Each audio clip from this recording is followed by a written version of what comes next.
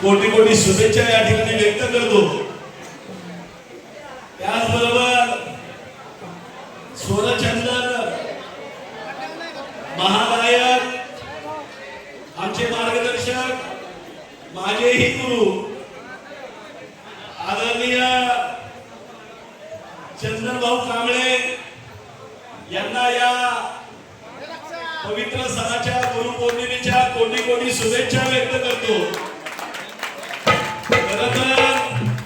मी भारावून गेलोय। मुंबईला आज दिवसभर मोर्चा होता। मोर्चानंतर काही मंत्रीगणांच्या भेटी होत्या।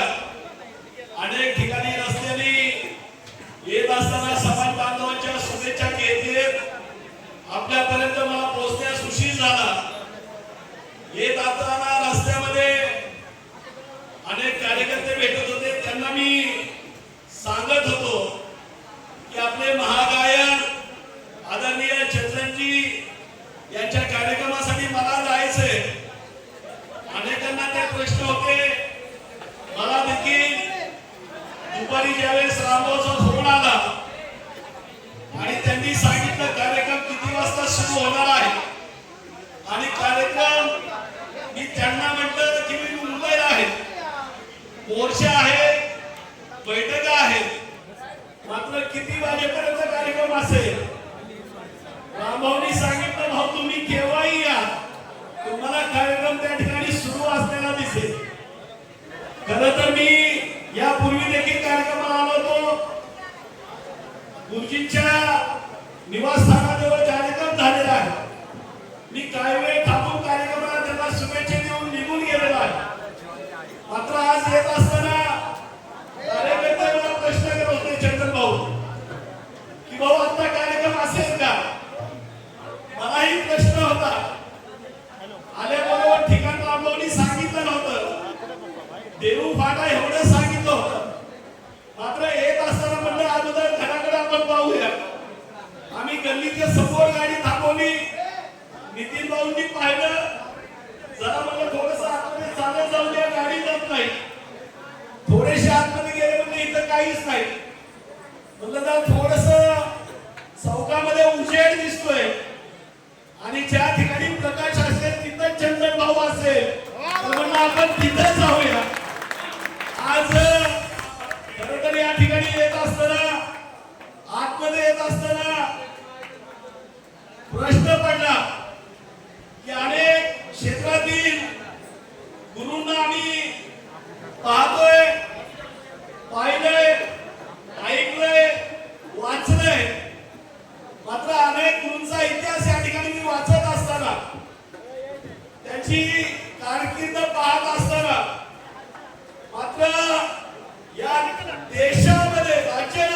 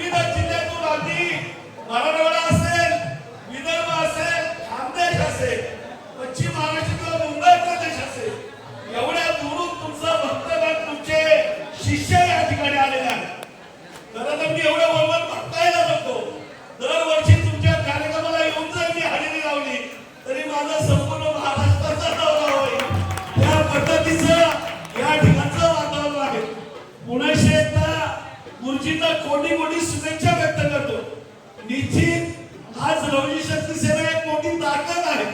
मात्र ती ताकद निर्माण होण्यामध्ये ज्यांचं सर्वात जास्त कष्ट आणि ज्यांचं सर्वात जास्त सहकार्य लाभलं ते म्हणजे माझे गुरु आदरणीय चंदन भाऊ कांबळे.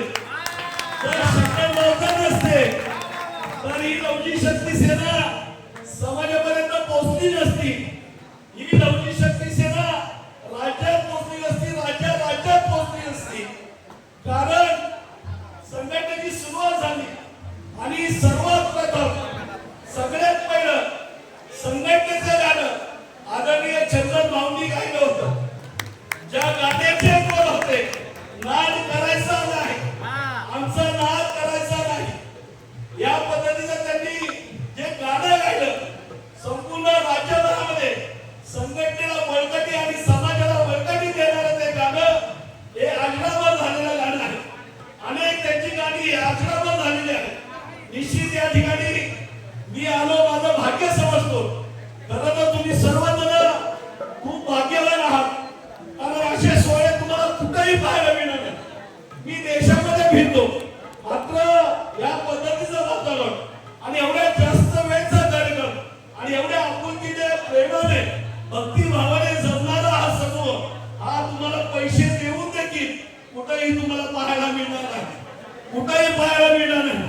कुणीही कुठल्याही क्षेत्रात असो, कुणीही किती मोठा राजकारणी असो, एखादा मंत्री असो, त्याच्यासाठी तासभर सुद्धा काढत नाही. मात्र माझ्या चंदन भाऊसाठी या ठिकाणी दिवसभर या ठिकाणी सर्वजण आपण घालताय. निश्चित मोठी आपली ही किमया आहे. त्यामुळे आपल्याला आपण जास्त वेळ मी या ठिकाणी देणार नाही. आपल्या आणि कार्यक्रमाच्या मध्ये मी या ठिकाणी जास्त वेळ थांबणार नाही. पुढे देखील मला या ठिकाणी जायचंय. मात्र जात असताना जे मला या ठिकाणी आजच्या दिवशी जे चंदन भाऊनी खरं तर मी त्यांना भेट दिली पाहिजे, मात्र जी मला आपल्या रुमाली जी चंदन भाऊनी भेट दिली ती भेट माझी शेवटच्या श्वासापर्यंत ती आठवणीत जाईल. एवढंच या ठिकाणी सांगतो. थांबतो पुढे येतात आदरणीय गुरुजींना कोणी कोणी वंदन करतो आणि या ठिकाणी थांबतो. जय भाऊजी. भाऊंच्या बद्दल मी कायम बोलतो की मातंग समाजामध्ये जर कोणता निस्वार्थ नेता असेल तर विष्णुभाऊ कसबे आहे. कारण की मी कुठल्या संघटनेचं काम करताना मी लघुजी अण्णाभाऊंचं काम करतो आणि त्यातून सुद्धा मी विष्णुभाऊंचं काम करतो. मला खूप आनंद वाटतो आणि भाऊसाठी फक्त एकच सांगा मी आधी आधी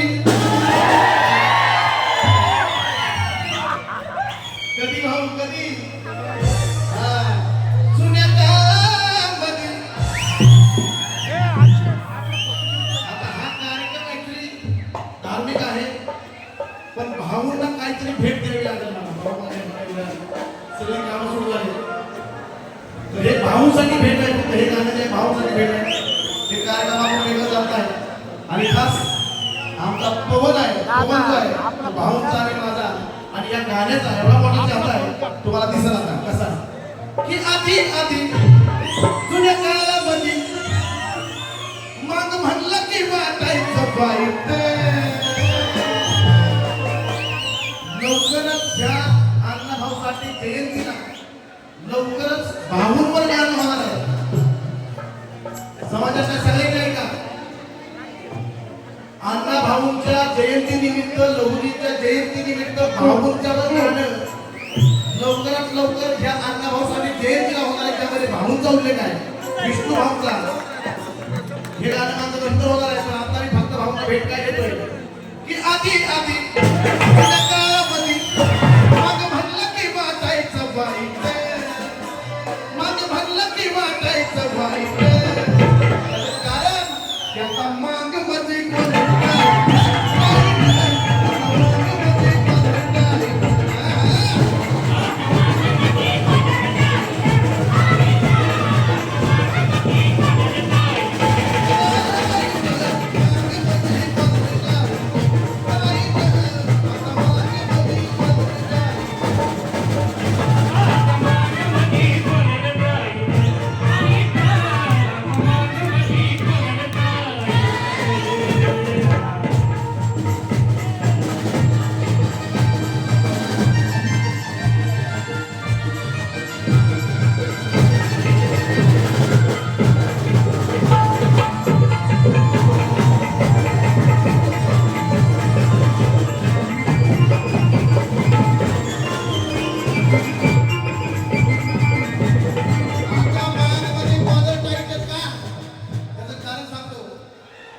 नव्हतं शिक्षण ना राहणीमानी नव्हती बोलणं गाल होत बोलणं गाल होत स्वच्छ राहणी नव्हती बाबा हो.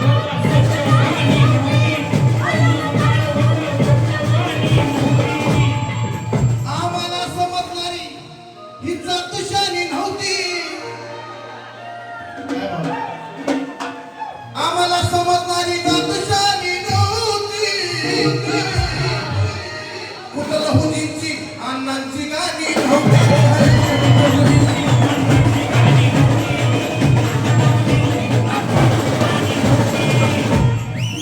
मग असली होती सांगा होती का कधी कसली ही जी वातावरण तयार झालं अण्णा भाऊंच्या गाण्याचं कुठून सांगा असली होती कुठं होती का कधी मग चंदनानी केलंय राईट मग चंदनानी केलंय राईट त्याचं कारण या मग मध्ये कोण